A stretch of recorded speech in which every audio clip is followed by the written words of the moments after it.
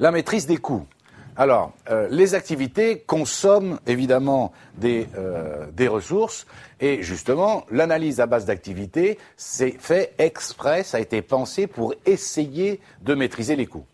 Alors, cette activité, cette méthode repose sur le fait que ce sont les activités qui consomment des ressources, les activités qui consomment des ressources. Vous vous souvenez ?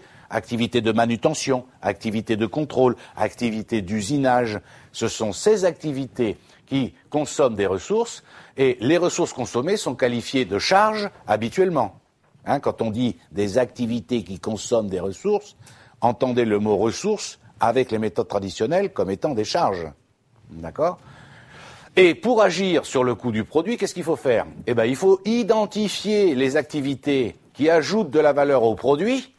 Pourquoi faire ? Eh bien, pour essayer de supprimer, bien sûr, les activités sans incidence sur la valeur. Je dis bien essayer, parce qu'on le verra avec des exemples, c'est pas toujours facile. Qu'est-ce qu'il faut également ?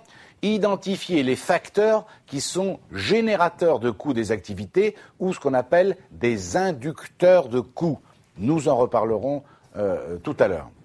La consommation de ressources, autrement dit, si vous préférez, les charges que l'on va consommer par une activité pour résulter de quoi ? D'une pluralité des facteurs qui ne sont pas tous quantifiables. Eh oui.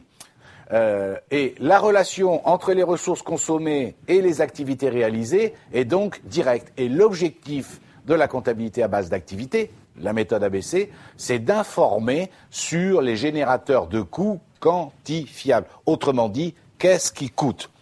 Ça peut vous paraître un petit peu abstrait ici, mais vous allez voir tout à l'heure avec des exemples concrets, ça va s'éclairer tout à fait. Vous allez bien voir, j'espère, la différence fondamentale entre les coûts, les méthodes traditionnelles et celles-là. D'accord ? Alors par exemple, un générateur de coûts non quantifiables. Regardez bien.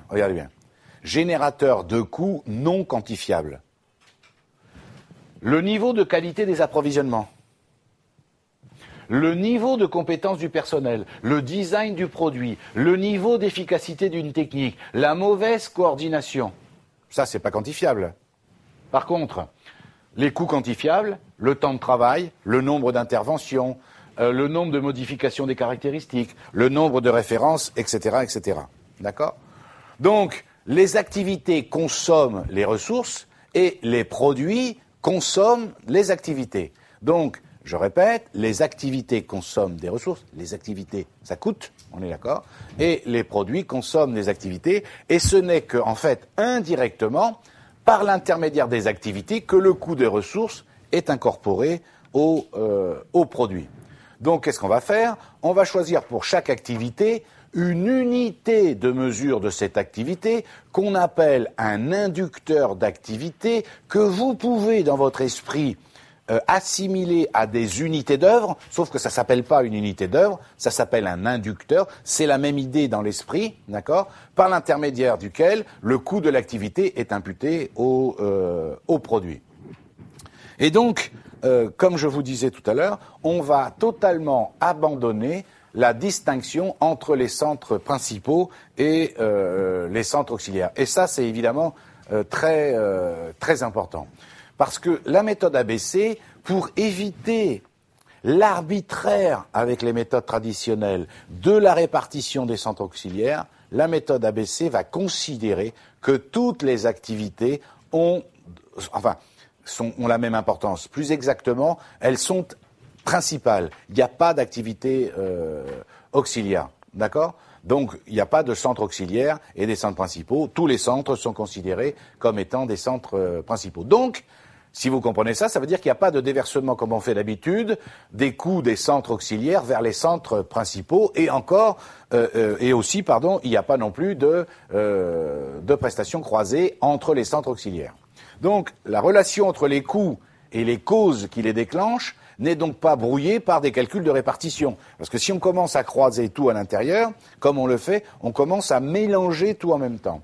Et par ailleurs, la méthode ABC ne se limite pas à l'analyse des activités de production, elle porte évidemment la même attention aux activités de support, aux activités d'approvisionnement, aux activités de marketing, de distribution, d'accord ?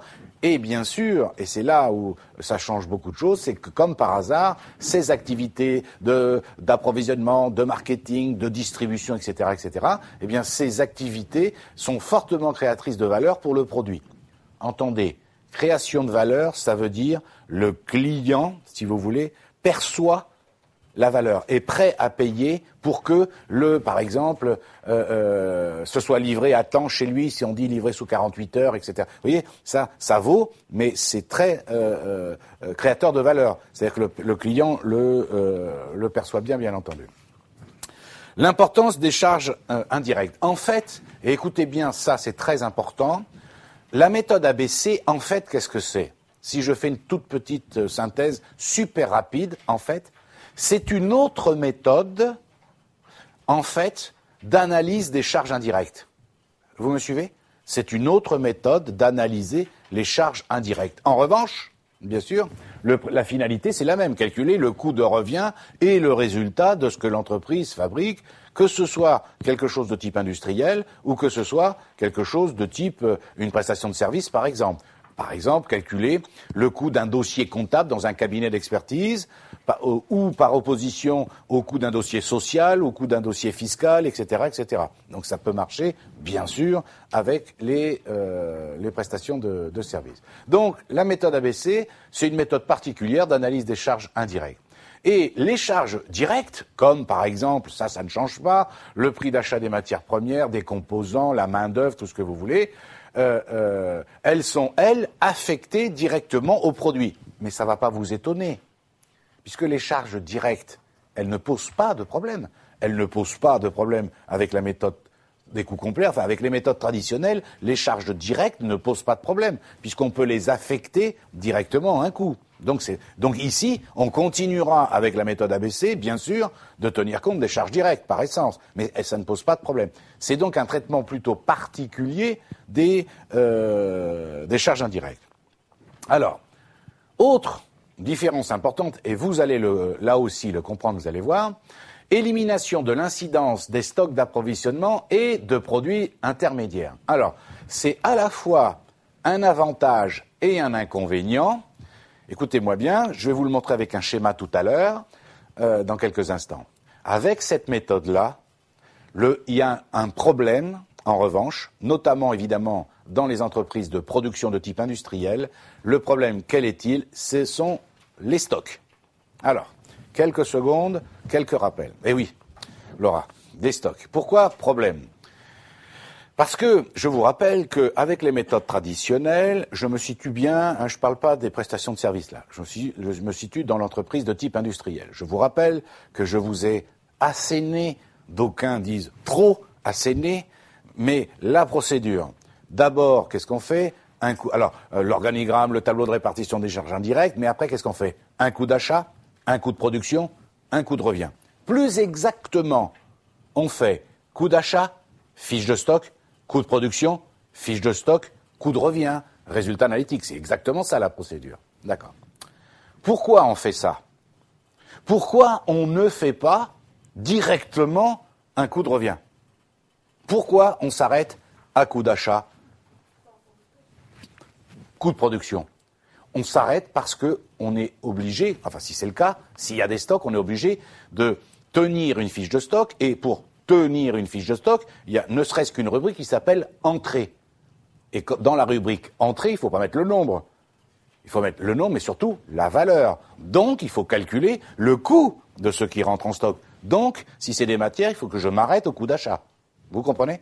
Ensuite, je m'arrête après le coût de production, je fais la fiche de stock avant de faire le coût de revient, parce que dans la fiche de stock de ce qui est fabriqué, il y a une rubrique entrée et je suis obligé de calculer le coût de ce qui rentre dans le stock. Donc le coût de ce qui sort de l'atelier. Est-ce que vous êtes d'accord ? C'est pour ça qu'avec les méthodes traditionnelles, on s'arrête, coût d'achat, fiche de stock, coût de production, fiche de stock, coût de revient.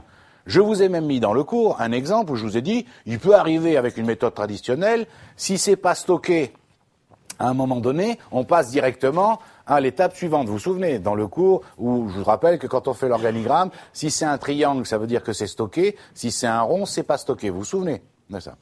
Eh bien, là, avec cette méthode-là, sauf des cas particuliers dont je vous parlerai à l'occasion, avec cette méthode-là, la méthode ABC, j'entends, on ne peut pas tenir de fiches de stock. Alors quand je dis on ne peut pas, j'exagère un petit peu, vous allez comprendre tout à l'heure. Sauf que si on commence à vouloir tenir des fiches de stock avec la méthode ABC, techniquement, vous allez voir, on peut le faire, mais ça devient une usine à gaz. D'accord?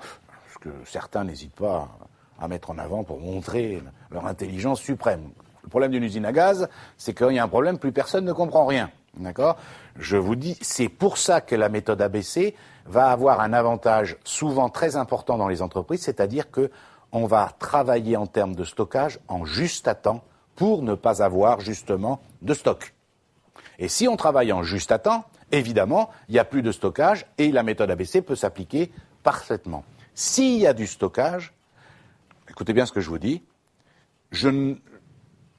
on peut mettre en place la méthode ABC, mais du coup, ça devient une usine à gaz. Vous allez comprendre pourquoi avec le schéma tout à l'heure. En général, quand on utilise la méthode ABC, c'est soit entreprise de service, où là, il n'y a pas de stockage, donc il n'y a pas de souci, soit on travaille en juste à temps. On est d'accord? Ceci dit, là aussi, on verra ça dans un cours particulier sur la gestion des stocks. Le stockage coûte tellement cher que la plupart des entreprises aujourd'hui préfèrent faire stocker par d'autres que stocker à l'intérieur de l'entreprise. D'accord? Donc du coup, on travaille en juste à temps. On est d'accord? Donc ça, c'est un petit problème.